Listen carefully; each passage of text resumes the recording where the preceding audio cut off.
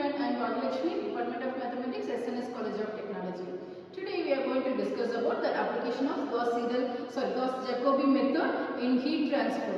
Okay, so in engineering, heat transfer analysis is essential for designing systems like engines, buildings, and electronic devices. So here Gauss-Jacobi method is widely used to solve this temperature distribution problems and governed by the partial differential equations and especially in steady state conditions. So we can discuss now. So someone will explain real world problem for this method.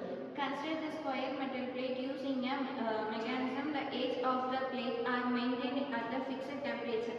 At the left edge it is 100 degrees Celsius, at right edge it is 55 degrees Celsius, at top edge it is 75 degrees Celsius, at bottom it is 0 degrees Celsius.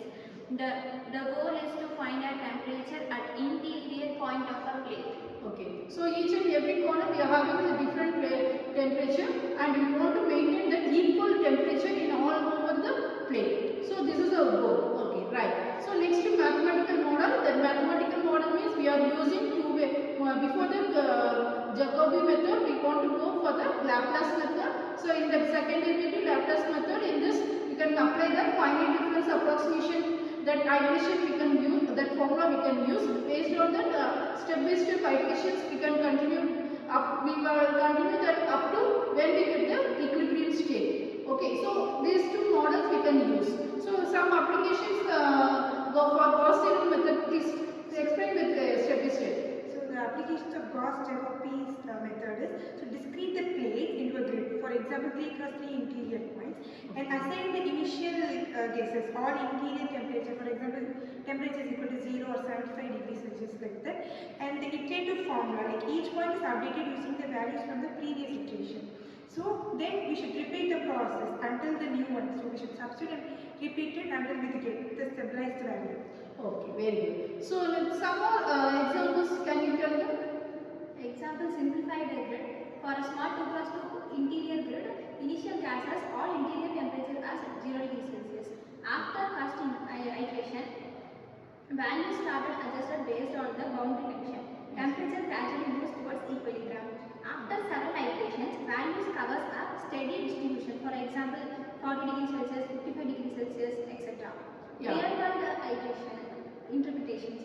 The method helps engineers. This method helps engineers predicts the faster distribution in engineers components, design cooling systems for the electronics, analyzing the insulation buildings.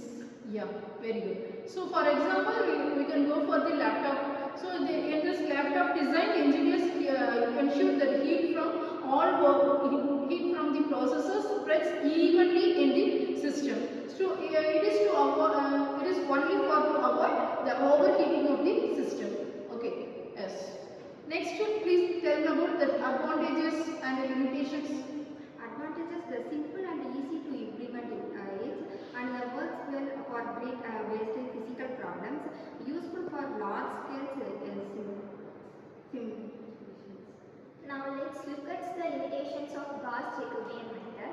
So there are methods of few limitations. Firstly, the convergence can be slow, especially for large systems.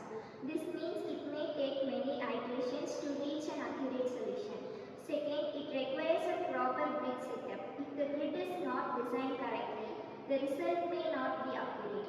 Also, compared to methods like Gauss-Seidel, it is less efficient because Gauss-Seidel converges faster. Yeah.